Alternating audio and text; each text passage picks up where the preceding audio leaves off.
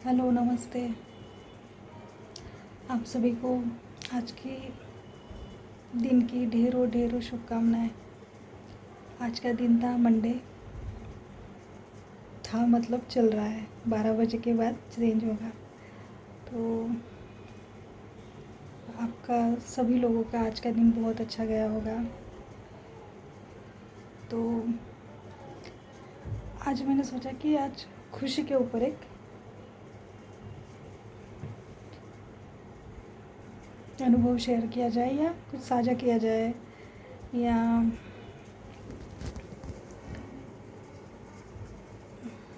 क्या कहे उसे, या हैप्पीनेस के ऊपर एक बात शेयर किया जाए।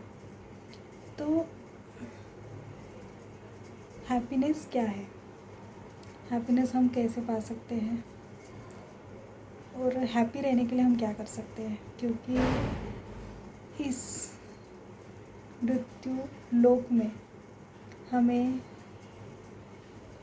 सुख ढूंढना पड़ रहा है। हाँ, सुख ढूंढना पड़ रहा है, क्योंकि जहाँ देखो वहाँ से हमें कुछ आउटपुट आ रहा है तो वो सिर्फ दुख है।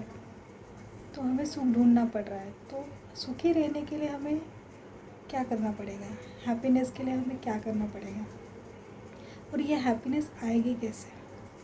हैप्पीनेस हम ढूंढते हैं बाहर, किसी व्यक्ति में, वस्तु में, कहीं किसी जगह में। पर क्या हमें सच में वहाँ पे हैप्पीनेस मिलती है? अगर हम हमारी हैप्पीनेस किसी से जोड़ के रखेंगे तो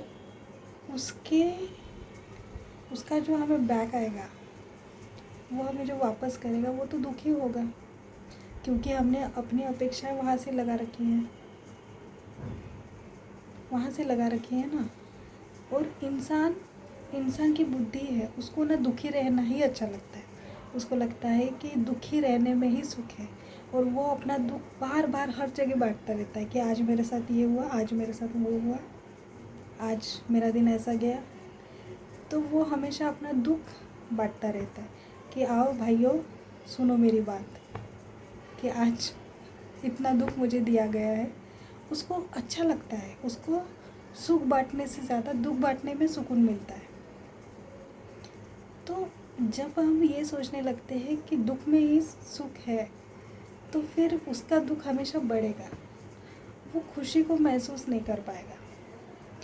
खुशी आती है अंदर से, हमारे इनर से, अपने ही अंदर होती है। हमें कहीं बाहर ढूंढने की ज़रूरत नहीं है खुशी को। खुशी हमारे अंदर ही होती है। देखिए, हमने बहुत सी जगह पे अपनी ऊर्जा दे रखी है, ठीक है।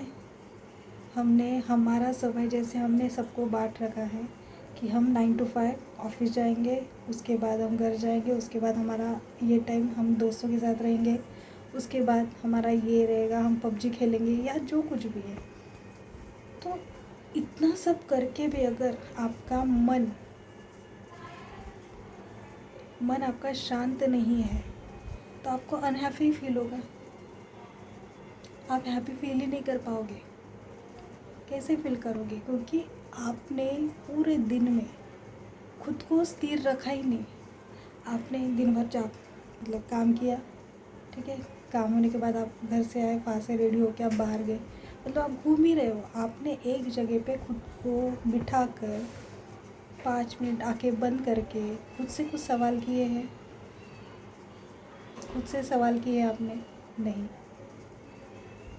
खुद मेडिटेशन किया है, कुछ स्तोत्र पढ़ा है, या कुछ जैसे कि हनुमान चालीसा पढ़ी है, कुछ स्तोत्र होते हैं, कुछ मंत्र होते हैं, कुछ किया आपने?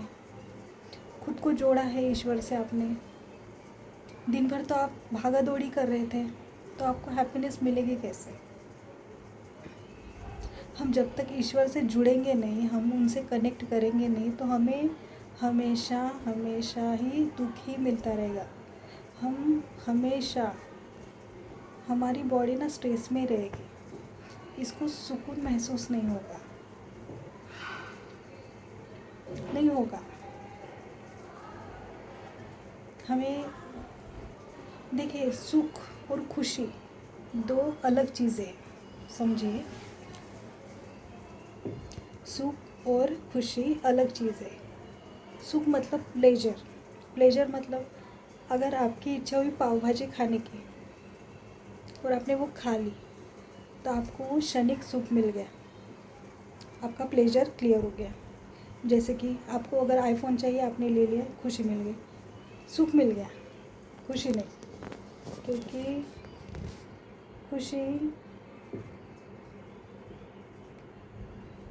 खुशी अलग है। खुशी मतलब खुद को प्रसन्न रखना, खुद को प्रसन्न रखना। और सुख मतलब एक चीज़ खरीद ली हमने, थोड़ा जैसे कि कहीं अच्छी होटल में खाना खाना, कुछ अच्छी चीज़ें लेना, कपड़े लेना, खुद के ऊपर पैसा खर्च करना, ये हो गया प्लेजर। बट खुशी परमानेंट होती है, मतलब अंदर से आती है और हमेशा हमें एक स्टेट ऑफ माइंड में रखता है कि हाँ ठीक है, हम न्यूट्रल रहते हैं और हम हमेशा खुश रहते हैं। सुख हो दुख हो कुछ भी आ जाए, हम खुद को समझाते हैं कि ये परमानेंट नहीं है, ये थोड़े दिन के लिए है, थोड़े दिन इसका क्रेज़ रहेगा, फिर उतर जाएगा, ये रहेगा। तो थोड़ी थोड़ी खुशी होती है, थोड़ा थोड़ा सुख होता है, लेकिन खुशी हमेशा बरकरार रखने के लिए हमें खुद को ऊपर उठाना पड़ेगा, हायर सेल्फ से जोड़ना पड़ेगा।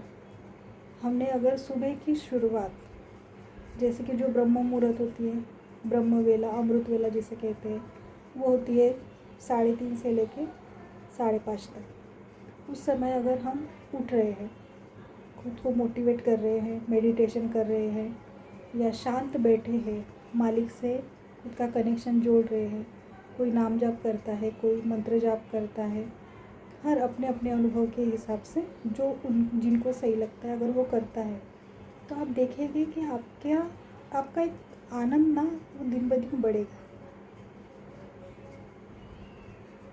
आप देखोगे कि वो आनंद आपका दिन ब दिन बढ़ेगा। आप भी सोचोगे कि मैं अंदर से कुछ बदल रहा है, बदलता है। तो ये जो हैप्पीनेस है, ये हमें खुद ढूंढनी पड़ेगी। और ये ढूंढेगी कितने? हमारे अंदर। ये खुशी मिलेगी हमें अपने अंदर। भीतर उतरो, जैसे ओशो जी ने कहा है कि भीतर उतरो। भीतर उतरना मतलब क्या होता है?